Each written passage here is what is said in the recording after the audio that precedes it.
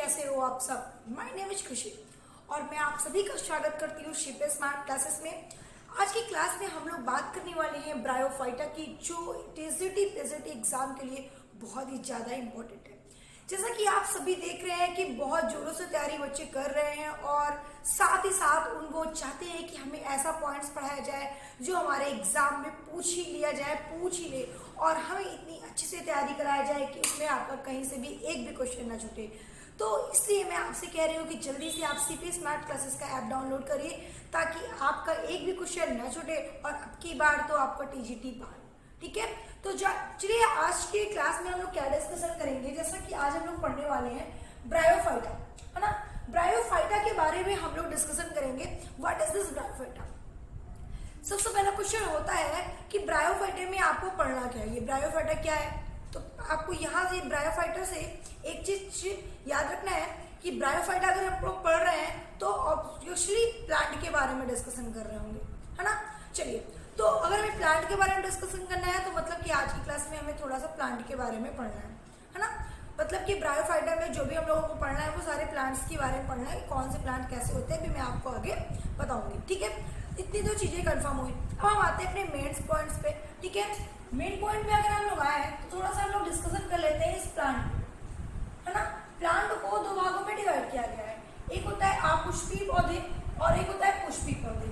अपुष्पी पौधे मतलब जिसमें पुष्प नहीं होते, पुष्पी मतलब जिसमें पुष्प होते हैं। नाम से ही पता चल रहा है अपुष्पी मतलब जिसमें पुष्प नहीं होते, जिसे हम लोग इंग्लिश में बोलते हैं क्रिप्टोगेमस।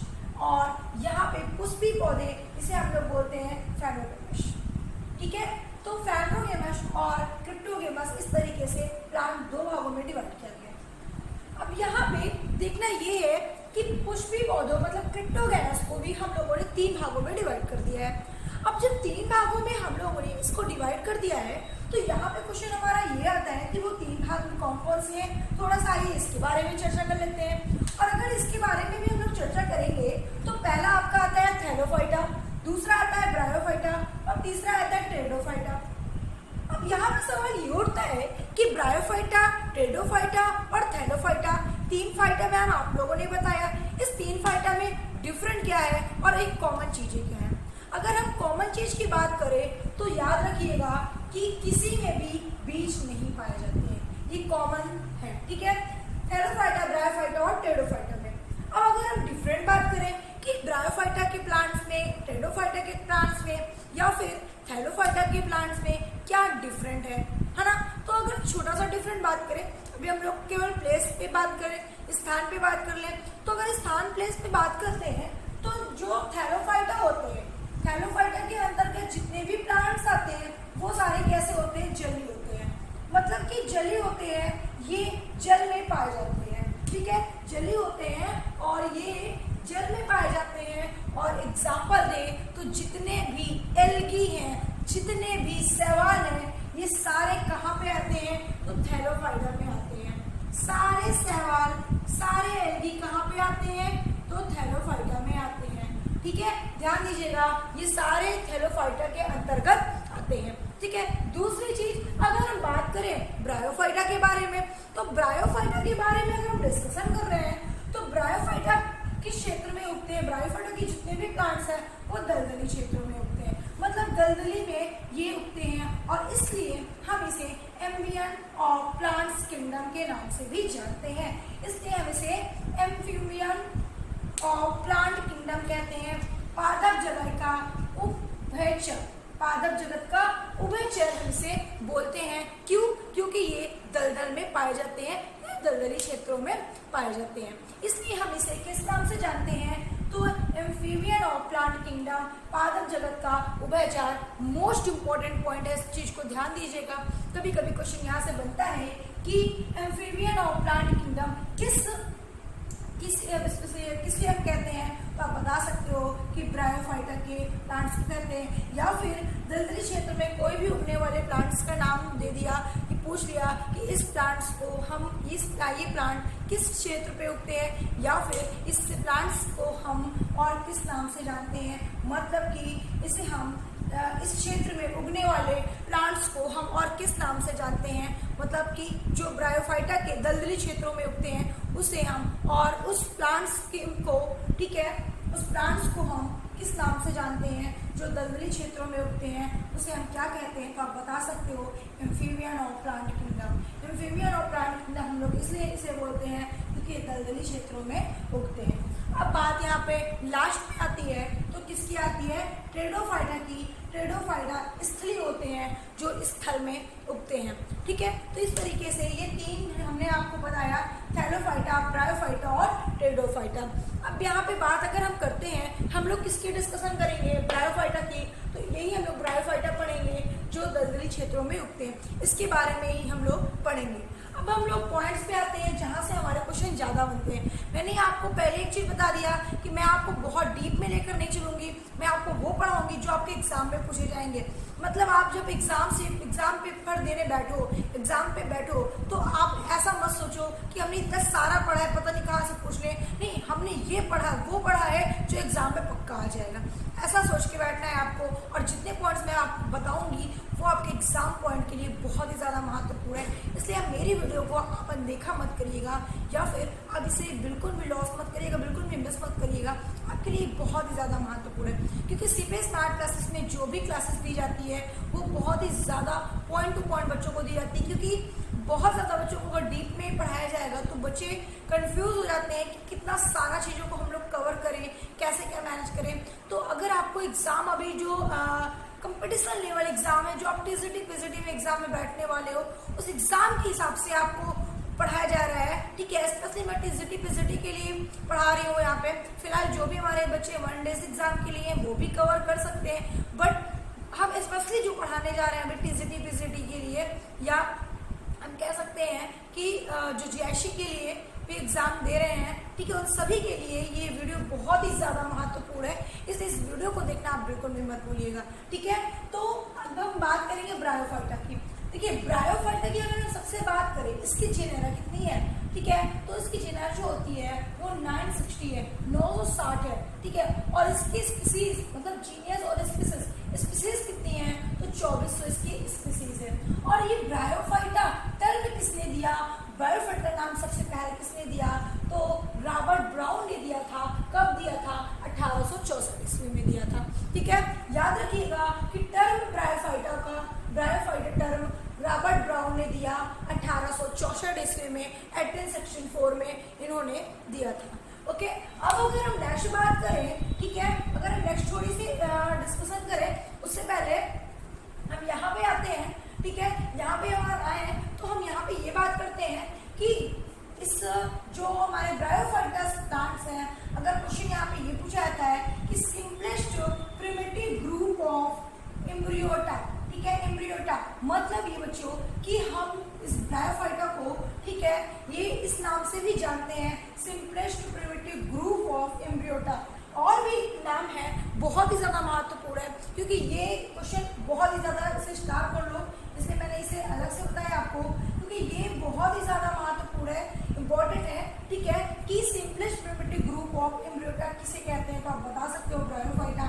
नॉन वास्कुलर, ठीक है, क्रिप्टोजेनस किसे कहते हैं, ठीक है, एंड एट्रेक्टिटा, ठीक है, एट्रेक्टिटा किसे कहते हैं? तो आप बता सकते हो, ठीक है, कि हम इसे कहते हैं भाई एट्रेक्टिटा, हम कहते हैं ब्रायोफाइटा को। और ये चीजें किसने कहा था?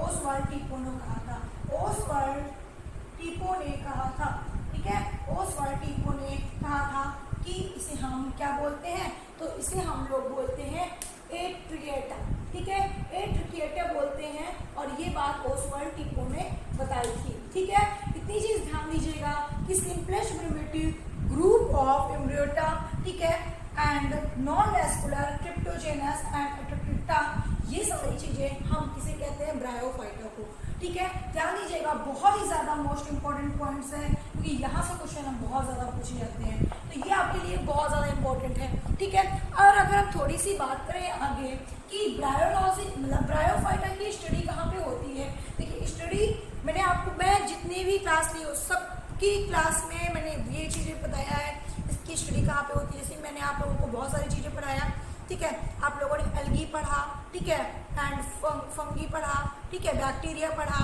और वायरस पढ़ा। मैंने सबकी स्टडी बताई है कि सबकी स्टडी कहाँ पे होती है। तो स्टडी जरूर याद रखिएगा, क्योंकि अगर आप कोई भी टॉपिक पढ़ते हैं तो सबसे इम्पोर्टेंट तो आपको यही जानना है कि इसकी स्टडी किसने की थी और इसकी खोज किसने की थी। मतलब इस फादर ऑफ कौन है, ठीक है, ये जरूरी होता है पता। इसका अध्ययन हम कहाँ पे करते हैं ये जरूरी होता है आपको पता, ठीक है। तो पता होना आपके लिए बहुत ही ज़्यादा जरूरी है। इसलिए ध्यान दीजिएगा कि ब्रायोफाइटा की स्टडी ब्रायोलॉजी में की जाती है। ध्यान दीजिएगा, बायोलॉजी नहीं भी बोला हमने ब्रायोलॉजी बोला। कुछ बच्चे शायद बायोलॉजी सुन ले, तो बायोलॉजी नहीं सुनना है, ब्रायोलॉजी सुनना है, ठीक है।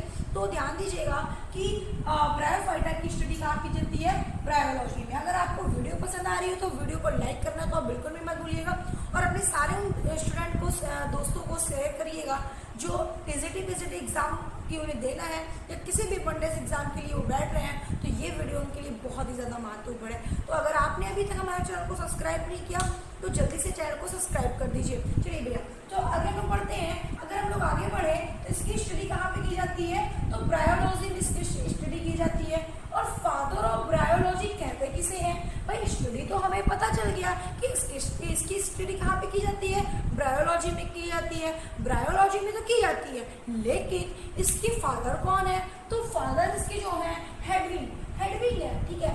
ब्रायोलॉजी की जो फादर है वो कौन है, हेडविग है। और यहाँ पे मैंने स्टडी से आपको बताया कि ब्रायोफाइटा की स्टडी कहाँ पे की जाती है, ब्रायोलॉजी में। तो और भी स्टडी के बारे में हम एक बार बोल दे रहे हैं ताकि आपको ना याद हो, तो आप रिवाइज भी हो जाएगा, आपकी यही माना, और आपको याद भी हो जाएगा।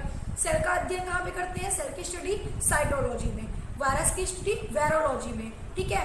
और भी अगर हम बात करें, कवक की स्टडी कहाँ पे की जाती है, नहीं बताएंगे। शैवाल की स्टडी कहाँ पे की जाती है, नहीं बताएंगे। ये सारी चीजें आप अपने से देख लीजिएगा, क्योंकि आप पढ़े हो। मैंने आपको इसलिए बोला क्योंकि ताकि आप जल्दी से रिवीजन कर लो, ठीक है।